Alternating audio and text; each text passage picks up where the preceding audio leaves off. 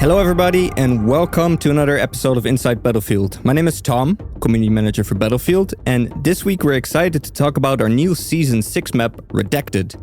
It's one of the favorite maps that the team has built so far. So with me today are Gabriel, Joel, and Mikael. Hey guys, how's it going? Hello. Hello. Hey, all good here. First time on the podcast, so... Nervous? Yes. A little bit nervous. Yes. Yeah, and excited. But yeah, no, it's lovely to have you on. So are you ready to talk Redacted? Yes, we are. Awesome. Yeah, but it's classified. Exactly. So, yeah, guys, it's redacted, it's classified. So that's the end of the podcast. So sorry, everybody. See you in the next one. Can we have the cookies now? Yeah. Let's just go straight to the cookies. But yeah, before we really dive into the new map and talk about, how we brought it to life and what different aspects there are, can you please start with introducing what you do at DICE? So Gabriel, let's start with you. Yeah, so I've been working here for 3 years. I started in 2021, and well, I'm a level designer, and I was the level designer for Redacted. Yeah, I'm Joel, environment artist here at DICE. My role is to work with the level from a visual standpoint, while Gabriel works mainly with the design of it all, the flow, making the map fun. I mainly work with making it look good, sort of. Yeah, I'm Mikael. I'm a lead environment artist here at DICE. I've been here for 5 years now and also work together with Gabriel and Joel on building the map and making it come to life. Awesome. So let's dive into the different aspects of Redacted then. Gabriel, can you start with an overview of the map? Sure. So Redacted is an infantry-only map, CQC focused, interior only as well. So the whole idea is that the map happens in an underground facility. The player goes in and then finds some secrets, a bunch of stuff happening in there, exciting stuff, spooky stuff, maybe. And well, so we have 4 flags across Conquest and Breakthrough. The map is going to be shipped with all the other modes, TDM and FFA and Rush as well. Okay. And yeah, I mean, everything that the CQC map could have, grindy, tight corridors, etc. It's in there. Yeah, it is in there. And we'll dive more into, the actual details of some of the parts you mentioned. But I think starting with an overview is good for folks who maybe have not seen the map yet, because by the time you listen to this, we have shown you the map. There's a blog that you can read with some more detail as well. But if you're listening, then we'd love to start with an overview. And then I'd also like to hear where we took our inspiration from to build this map, because it's quite different from the other maps we've done so far, specifically for 2042. It's in there only, CQC focus, but also the entire aesthetic of the map is different. Let's walk through where we took our inspiration from. Let's start with you, Gabriel, and then we just go. Yeah, so I mean, Redacted is quite inspired by previous infantry-only maps, in the franchise. Like, for example, Metro and Locker, especially Locker. So, during the process of building the map, we looked back at what we had done back then, analyzing those maps and seeing what, how we, without being a one-on-one, obviously, a remake, if you like, without being that, how to integrate some of the elements, those very exciting and elements that really worked in Locker, how to bring them to 2042, and also how to give them a fresh and a different feel to them in a way, right? With different elements that we added in the design of the level, for example. I can mention one of them, for example, where Locker, it is a very grindy map in many ways, especially the middle flag. So all the paths, they go into one, and then they go into the center flag. So one of the difference with Locker was that we wanted to make Redacted a little bit more accessible. Kind of like, so it doesn't just appeal to those who like the grindiness, those who are not as good playing the game, like for example myself. So we also have a chance, and yeah, there are some elements in the level. It's a little bit, it is grindy, but there are some ways where you, for example, can avoid fights. You can sneak behind the enemies. You have almost at all times, you have at least 3, or I would say 2 flanking paths. So 3 paths, counting the main one, for example. So, yeah. Okay. So it is grindy that the players loved from Locker, but I guess it offers an improved flow of gameplay in a way. Over. Yeah. Okay. Yeah.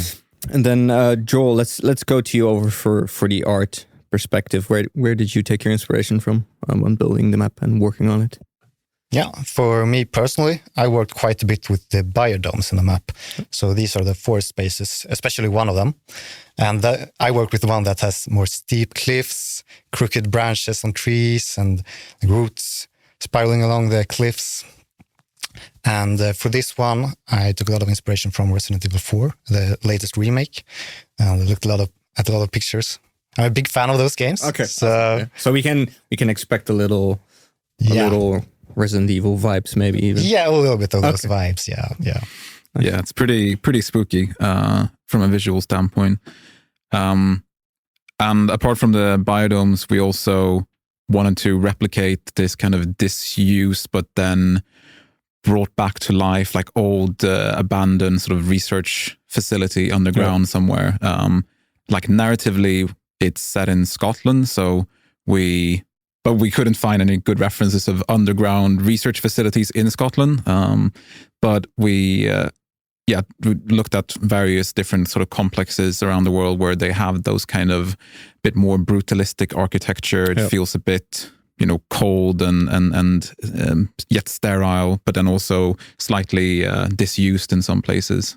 And then I think we looked at like the Eden project in the UK, which has these like massive biodomes with different vegetation and like really big trees and stuff like that, which was a good sort of visual representation of the biodomes as well. Yeah, so the vegetation in the biodomes, it's mainly jungle, which is not maybe what you see in the Resident Evil, but I tried to get those like spooky vibes in there, like getting those the crooked branches in there. The trees look creepy. So so it's not just Eden project straight taken from there. Okay. Yeah. Cool. So I think that's a general good overview of what to expect from a design perspective, but also, what did we go for from art and where did we take our inspiration from? Let's talk a little bit more about the design. So Gabriel, back to you. What sets Redacted apart from other maps we've built for 2042? It would be that, CQC, interior only, infantry only map. We hadn't tried that before for 2042. I believe the first map where we had an infantry only experience, it was on Trained, which I don't... Stranded? Yep, season 2. Yes, the season 2 map. That was the first time we tried, so it was on Breakthrough, having infantry only. Yep. And it felt kind of about time to go and give that to players. Yep. The infantry only map. I would also say, the spookiness. I believe that's probably the first map in the whole franchise that goes, towards that direction, which is really, really cool. Yeah. And one of the other big differentiators between this map and maybe every other Battlefield map is that it's very narratively driven. So here we have this like underlying, for you, different narrative threads running throughout the map, which we are trying to, convey to players both through the overall layout and the design of the map, the flow of everything, but also through the art and the audio and everything else as well. There is also one thing, I don't want to give away too much, but some flags in the map, they have a very unique look. I mean, that's all I can say. But that's also, it felt really, really fresh. Having those themes in a map, like some flags in there, they are really. Hopefully, they're gonna wow, the players. Yeah. And I think it's always fun. Players will have seen the level by the time they listen to this, but I think their first full experience, we still want to keep a little bit of that mystery when they, jump in for the first time and run to those flags and just, see it for themselves and experience it. So, folks, to you listening, we're very excited for this one. So we hope you enjoy it. And then we already talked about it a little bit in the intro, but we decided to make a CQC map, and it's indoor only this time, like inspired by Metro and Locker, but mostly Locker. Can you expand a bit more about what we looked at when making it for Redacted? Well, it felt that there was this need of having such a map in the catalog of 2042. I mean, somehow we have done that. Battlefield, at least since BF3, I believe. There is always one very grindy CQC map, mostly interior only. And again, to give that to many of the members of the community that they've been asking for that, right? Then if the direction is to make a grindy experience, then it is less challenging in a way to have it indoors, right? Because then it's like you get more, as a designer, you get more control. I mean, you can set the boundaries. You have walls, you have pillars, you know that the players are not gonna, go beyond the walls, right? It's a tighter, more confined flow. Exactly. So you can somehow control that. Whereas if we had like an open, like more open map, it would be more complicated to achieve that. Especially, like what do you do with terrain and what type of rocks you use to get that corridor feel, right? People can climb on top of rocks, for example, and they will. And they will, and they will, and they will. Yes. So yeah, I mean, it kind of, in a way, it made sense to go towards that direction. And also looking back at, Metro Locker, even Fort de Vaux was also another one that we were looking into, BF1. Most of those maps happen in 100% interior, between walls and stuff. So basically, to get that grindy experience, we felt that we wanted to go with that direction, interior only. And again, as a contrast to most of the maps that we had shipped before Redacted, having, the 100% interior only experience. And Joel, on the indoor only aspect, it is fully an indoor only map, but it doesn't feel that way. For example, the forest area. Yep. Can you speak more to that? Yeah, sure. So with the forest, we really wanted to make it feel like it's in an exterior area, but it's still indoors. So, we have these biodomes. It has quite realistic sky. You can see some hints of the beams in the ceiling. You can see some concrete sticking through the terrain. You can see lights hanging on the cliff walls, things like that sort of break the immersion a little bit.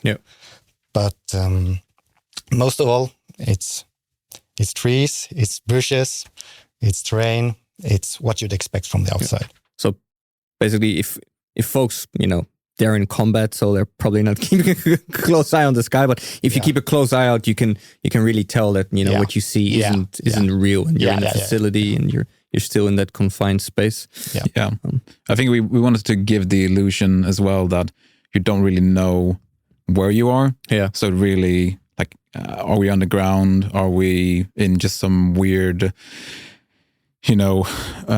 Squid Game-esque place? Like, where are we? And that whole thing kind of makes you lose, it both helps with orientation, but it also makes you question where you actually are. Exactly.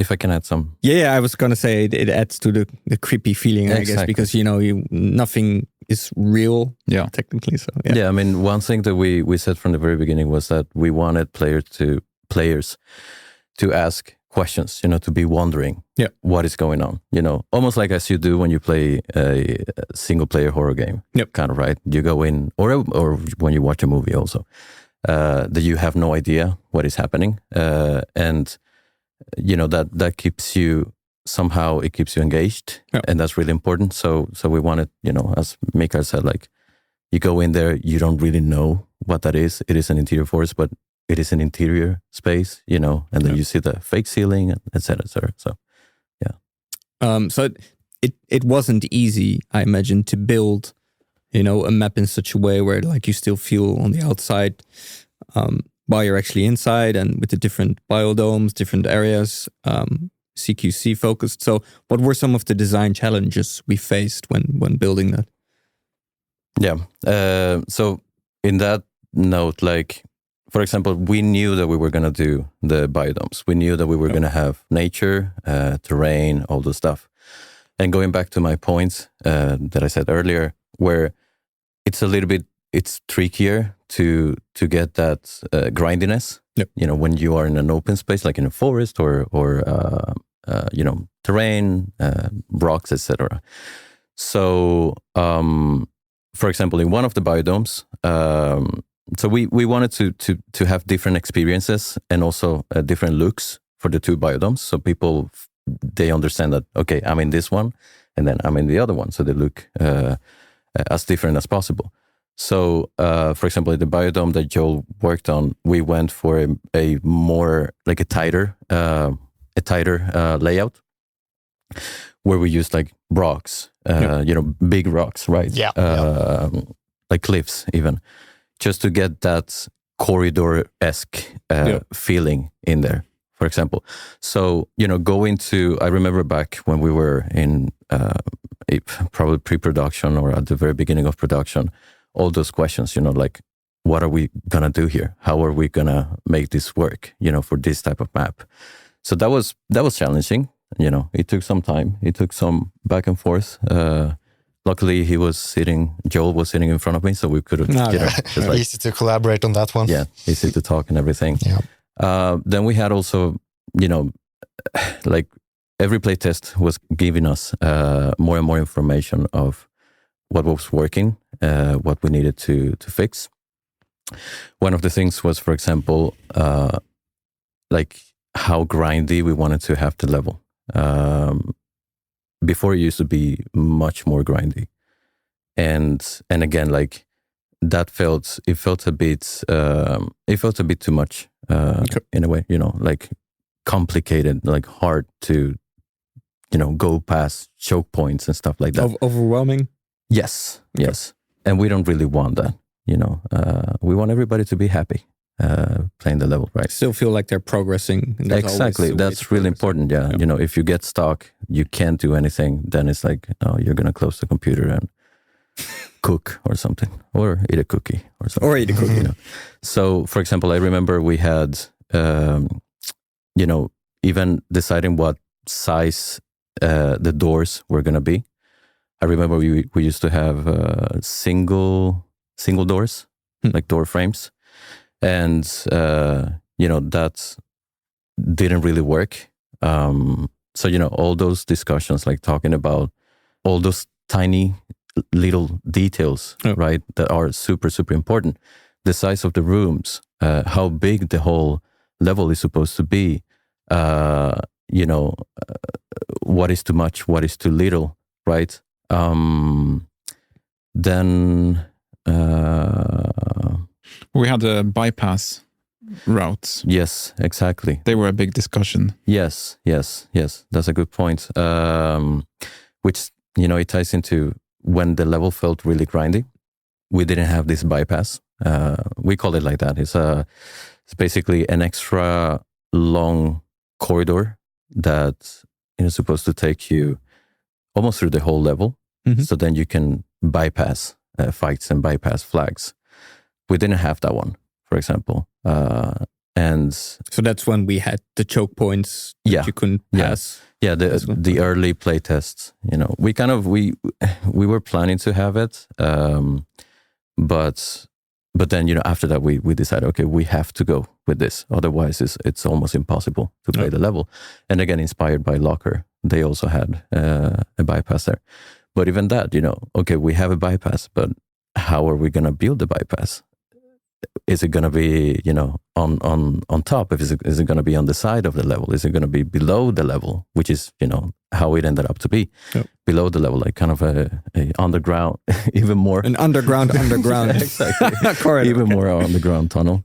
Back then we had it like, it used to be connected to each flag instead of going, all the way throughout the whole map.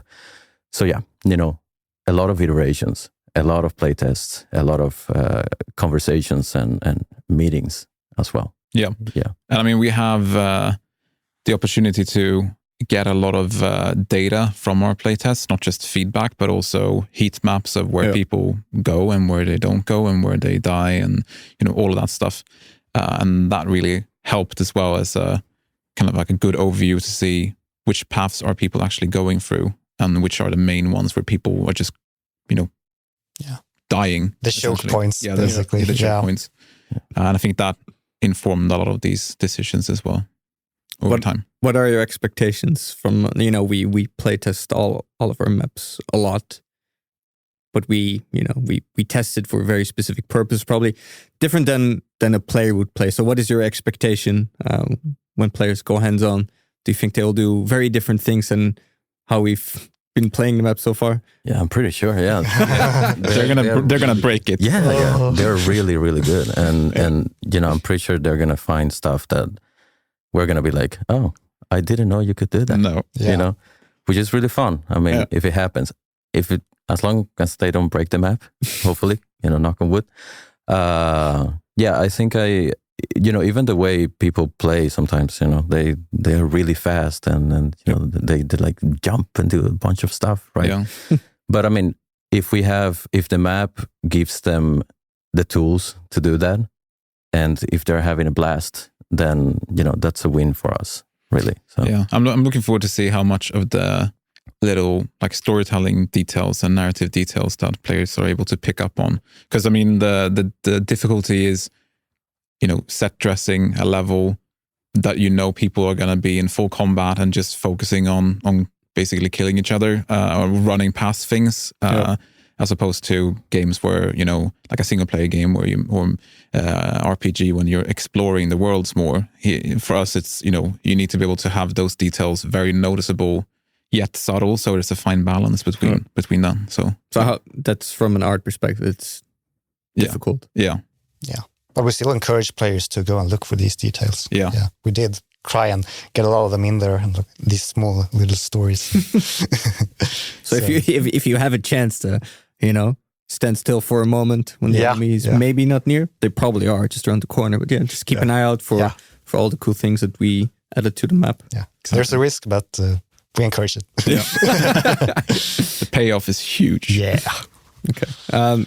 No spoilers, so keep your eyes peeled. That's the main message here. Then lastly, from like the design perspective, do you have any specific call-outs on the gameplay flow for players? Like some suggestions or thoughts from your end that you want to share? Have fun. No. That too. Obviously. Yeah, have fun. No, do have fun. Yeah. I mean, use everything that we give you in the level. If you get stuck in some choke point, some entrance, there may be at least 2 available for you. So hopefully the fight is gonna flow in that way where it moves around the map. And the bypass. Go to the bypass and check it out. It's a really, really cool place. Maybe you can also get some snipe somebody as well in the bypass. You never know. Yeah. I see a lot of smiles, like folks are listening, they can't see, but the bypass is apparently where it's at. So go check out the bypass. And destruction, try and destroy stuff. We have a bit of destruction like that will help gameplay. Yeah. And, I think that's like the only thing that we probably don't have to tell our players. Like, we encourage you to try and blow shit up. Like, yeah, they will. Like, we know. Cool. Let's talk more about art then. So the story of building Redacted and its art is, personally speaking, I think very cool. And I believe it even involved some field trips for the team, checking out some of these locations. So can you speak more to that? Mikael, you booked the trips. Okay, then. I'm the travel planner. No, but we one of the cool things was that a lot of the references that we started collecting when we were sort of designing the map, or doing the paper design and pre-production, we collect hundreds of reference images from online and from people's whatever people might find cool.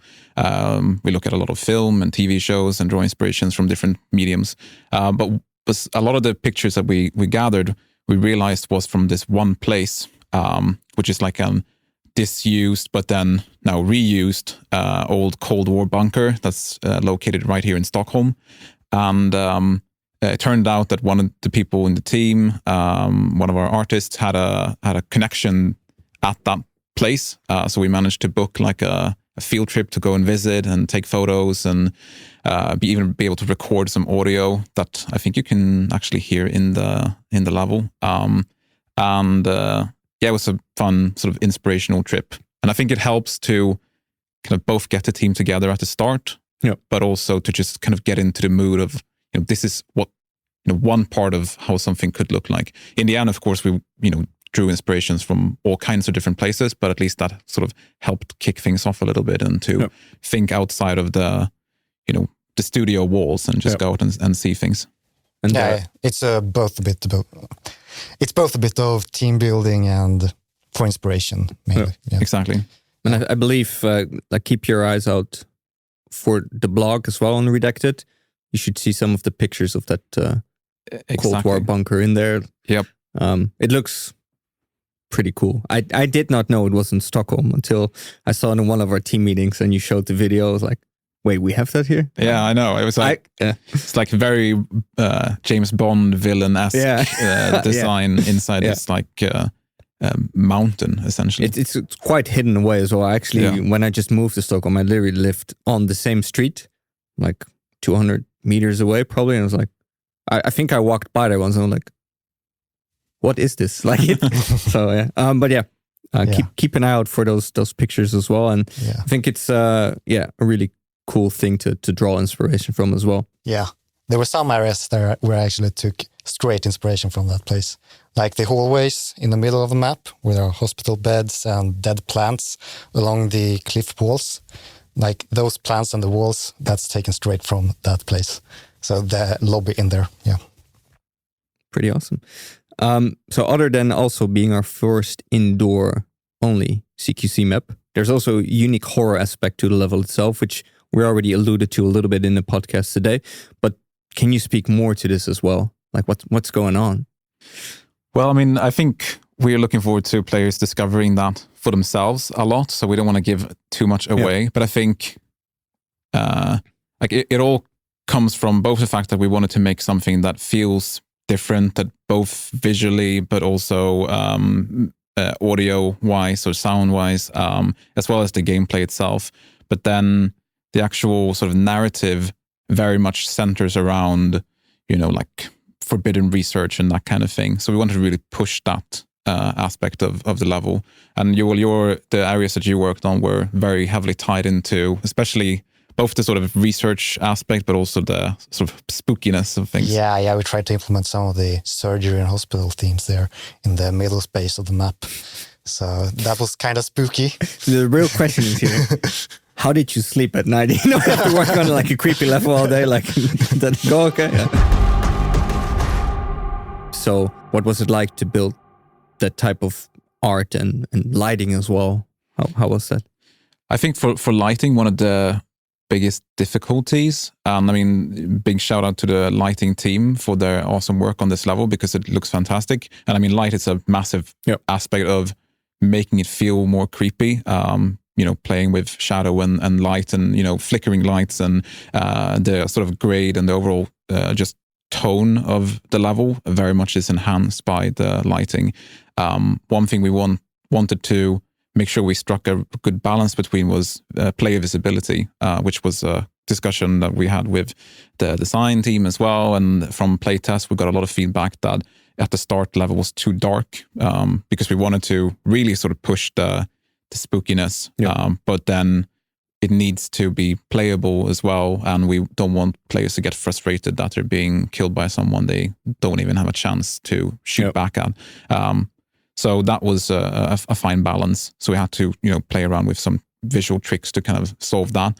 And in the end, I think overall, the sort of the amount of light, or like the sort of the brightness levels of the level, where we tried to strike good balance between letting people and players actually see what they're doing, and then also having some sections where it feels more creepy and you maybe someone or something can be sort of lurking in the shadows. Yeah, totally a balance to strike there. Yeah. But I think that was also one of our more challenging aspects of like building the level then. So all disciplines like lighting, art, VFX, gameplay, just working together to get that solved. Exactly. And the biodomes, like Gabriel mentioned before, we wanted to separate them in sort of not only the vegetation that you have in there, or like the layouts and sort of the actual purpose of them, but also from the lighting and sort of look and feel, like to feel visually distinct. So players know which one they're going through, so everything doesn't become too confusing. Because that's with being an interior only map, like letting people, like guiding them through, so they always have some visual cue about where they are or where they're going. Like wayfinding becomes very, very important. And that was something that we worked a lot with, both with like how we brand the different sections, the different parts of the level, so it becomes easier for people to know where they are and how they get to the next area. But also so that people know, if you have certain types of assets or a certain theme, that you try and keep that to that one, area of the level. So when people do call outs, for instance, in voice chat, then you can just say, we're in the pump room area. You don't have lots of different pump room areas, because then you'll be like, which one? Pump room? Okay. Yeah, that was a big thing in the second biodome, the sea flag field testing, where it was really mazy for a while. And like these big cliffs, and it was the same cliffs everywhere, wherever you looked. So we tried to get some more landmarks in there. Like now we have a cave there. You know where you are when you are next to the cave. We have the houses in the middle, easy to spot. A small forest path, more in the lower areas of the dome. And I also try to think about like the direction of the cliffs, so they're pointing all in the same angle, or in the same direction. So it's always easy to know where you are when you look at the cliffs and things like that. So I think we already mentioned some of the areas, but for the ones that we haven't, can you walk us through some of the different areas of the map as well? And I guess that goes out to all of you. I think it depends on which side you're playing as. But one of the first areas is the sort of the lobby, the facility lobby. If you're an employee at this hidden research facility, that's where you would take the elevators down and get to work. And then you have this kind of more like laboratory area where they're doing all of this forbidden research. Then you go into the biodome that you will worked on, which is one of the spookiest places, I would say. Then you have this sort of middle section where we don't want to give too much away, but it's more like a bit more corridor building interiors. Then you have another biodome, and then you have more like a maintenance area. More, utility, you have water pumps and stuff like that. Storage, that kind of thing. And then the incinerator. Yeah. What would they incinerate there? Maybe you want to... Well, I'm trying to see if we need to keep this a secret or not. But yeah, we have incinerators. But what goes into them, I guess. Yeah, exactly. You'll find out. We don't want to be too specific. No, but I mean, at least flag-wise, we try to spice it up a little bit so they obviously don't play the same way, Yep. right? So you will find some of the flags, the second biodome. That one is supposed to be a little bit more open, yep. To give possibility to if you want to snipe a little bit, there are some elevator points, right? Still, you can, carry on using your SMG or your shotgun, but to expand a little bit the weapon range, right? And then in the other biodome, the most spooky one, Joel's biodome, as we used to call it in production. That one is supposed to be a little bit tighter as well. So we try to play a little bit with, without breaking this frame of, CQC grindy experience. We try to expand whenever we could the width of the path, if you like. So yeah, a bit of a variety, playing with some destruction in some flags. Destruction is more prominent in some flags. In other ones, you can open paths, for example, that aren't immediately there, but you can exactly they're blocked, with some destructible panels, and then you can either shoot at them or throw a grenade, and then you're going to open some paths, both line of sight, right, and also actual paths to open. Yep. So yeah, cool.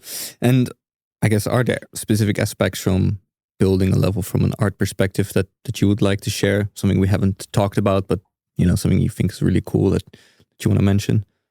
Well, one thing that I found was pretty cool, which is simple but very effective trick to make people understand the footprint of the level and like the actual edge of the level, is that we had we have rocks and cliffs and exposed rock walls in some places, but we use them for the purpose of marking where the edge of the level is on a horizontal level. So whenever you go into, if you're walking down a corridor and on the left side you have this exposed rock wall, then you're on the uttermost left edge of the map, and the same thing on the right side. And I think that helps as well for players to understand roughly the size of the level, so they know beyond this point, I'm not going to find another door and go right here again, because this is the edge.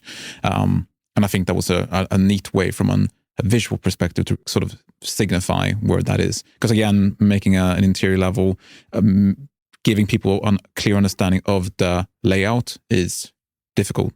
And that was one of those things that we could also employ to make that clear to players that, this is roughly how big it is on the horizontal axis. And then you're pushing through, just going forward all the time until you reach the end, of course, but at least be able to kind of gauge the width of the level.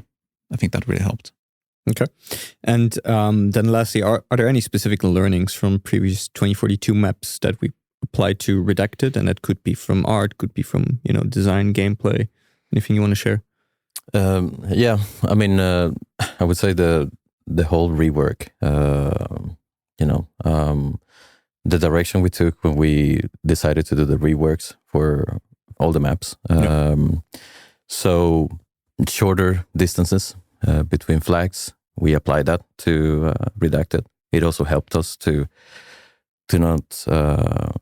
make the whole production less challenging as well, having a smaller map, obviously. Also,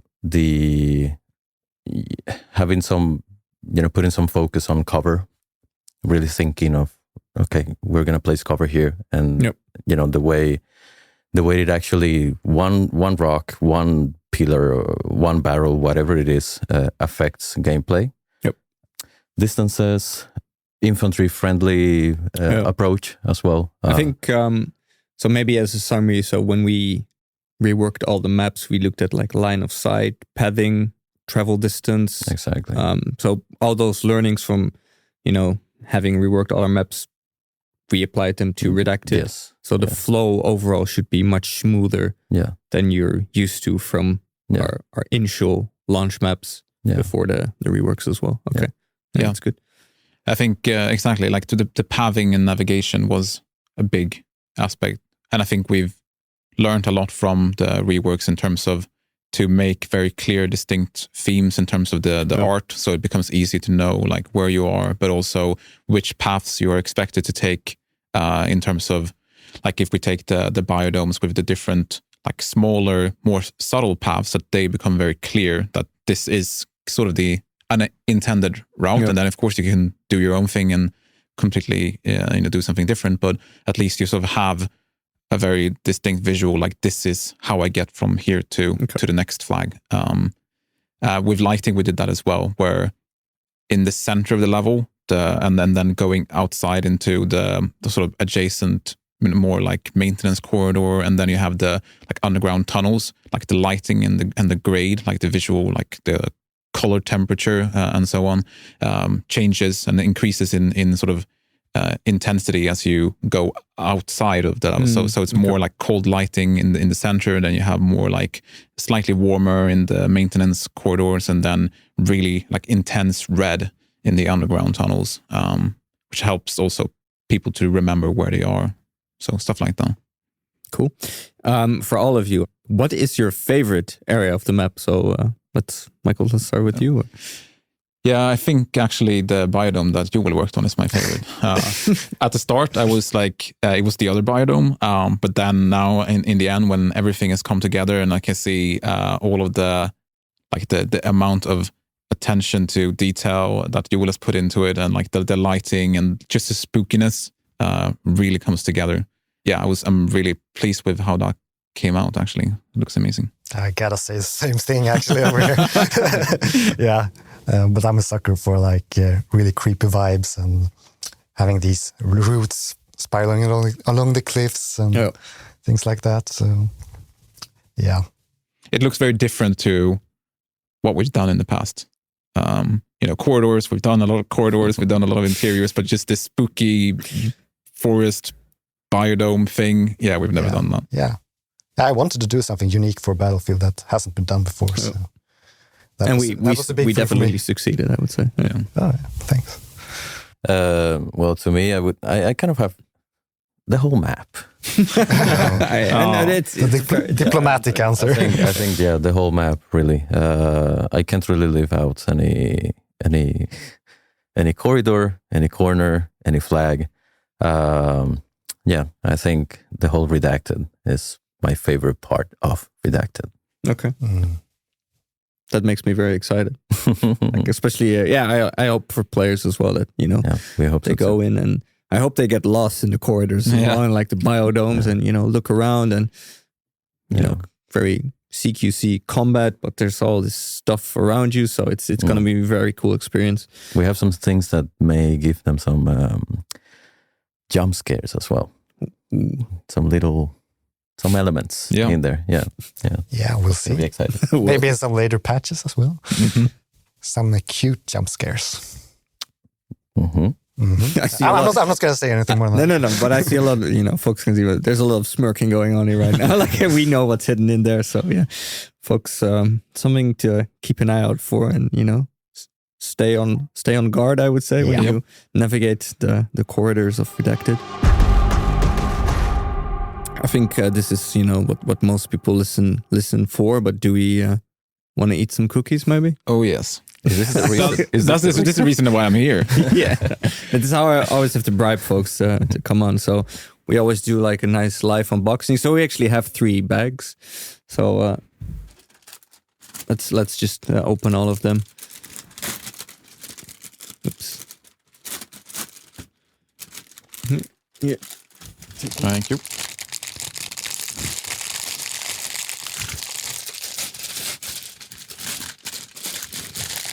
So I don't know if this is the correct pronunciation, but if this is even Swedish, but kokostopp. Kokostopp. Yeah, okay. It's not very difficult to pronounce, I guess. Versus some other Swedish cookies that I absolutely butchered, but yeah. It's one of my favorites, actually. Oh, there you go.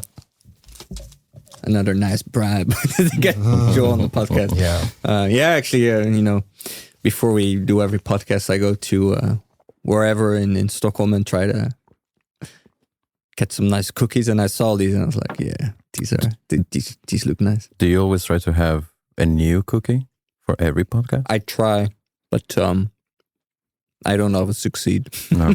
At least never the same cookies like twice in a row. We have Nika, who's been on the podcast multiple times as well as a cookie connoisseur, but she's out of the country right now. But she usually gets us fresh and nice cookies as well from like all the different parts of the world. So we want to take a journey through cookies, I guess. Get a little bit lost.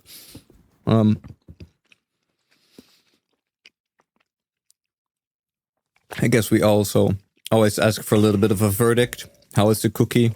Rate the cookie. This is amazing. this is beautiful. Yeah, 7 out of 10. Yeah. 7 out of 10. 7. Well, I mean, like cookies can be, you need to set the ceiling. I was going to say 10, but now I don't want to say 10 anymore. Are they Swedish? This one. Is this Swedish? Yeah, I think so. Yeah? It's pretty Swedish. You guys. We love cookies. I mean, we invented the word fika, Yeah. I'm still amused by like the multiple days where like, Semla Day and Kanelbuller Day here in Sweden where everybody just has a specific, or there are specific days where you can get some nice treats everywhere and people live their best lives. Big fan of those. So Gabriel, you're from Cuba originally. So what's like the famous Cuban cookie, I guess? Well, since we're eating something made of coconut, I would probably say we have something similar, but extra sweet. So I'm pretty sure you guys, the Swedish guys, you will die if you taste that one for sure. So it is something similar to this, in the sense that if you have the coconut part, but then you have an extra layer of melted sugar, brown sugar, caramel. Nice. Yeah, they're kind of hard, but super sweet. So, even the coconut is sweet. Like, the sugar part, super sweet. The coconut, super sweet. And maybe somebody, sprinkle a little bit extra sugar. Extra sweet. Yeah. But you would have that as like a dessert or something, or a snack. As lunch. No, Breakfast. Yeah, like a dessert. Like you can buy them on the street, Yeah. Yeah, it's really nice. I don't remember. Yeah, the name is Coquito. I think Coquito Prieto, probably, which is like little coconuts, little brown coconuts, kind of. Yeah. I would be surprised if we can get them around here. But who knows? No. Maybe when I go to Cuba, I'm gonna come with like, how many do you want? 20,000 or something? All of them. All of them. Bring all of them back. Yeah. But yeah, I think that's all we have for today. So, folks, to you listening, we hope you enjoyed the overview of, Redacted and some of the aspects that go into building the level and what we look out for from a design and art perspective. I'm still half eating the cookie, trying to end the podcast as well at the same time. It's very classy. So, Gabriel, Joel, and Mikael, thank you as well for being here today. Thank you. It was, for all of you, the first time on the podcast, so I hope you enjoyed it. Yeah, it was great. Yeah. Especially the cookie. Especially the cookie. Yeah. I'm less nervous now. So Yeah. I was going to say, did good. I hope it wasn't too nerve-wracking. But yeah, no, we always have a fun time on the podcast. So to all of you, any final thoughts or comments you would like to share with the community? I'm just super happy about how the map came out. And it's a testament to the work of both the sort of map team here, but also everyone else at studio and our external partners as well, who we worked with. They all did an amazing job. So hope you enjoy it as much as we enjoyed making it. Awesome. Yeah, I really hope so. Hope you'll enjoy it, guys. Yeah. And yes. Yeah. I mean, have fun and enjoy it. I'm going to be playing as well. So it's going to be really exciting. I've been waiting for this moment for a long time, really. So it's awesome that it's about to happen. It's finally about to release. Yeah, and also shout out to the pod, the team who worked on Salem, and everybody who helped, everybody who gave feedback and everything. Like, yeah, you guys are awesome, I would say. Awesome. So folks, we'll be back with more podcast episodes, but in the meantime, get in touch with us at #InsideBattlefield on socials or at podcast@battlefield.com. And then from all of us here at our Battlefield studios, stay classy and PTFO. PTFO. PTFO. Yay. Yeah. Bye-bye, everybody. Bye. Bye. Bye.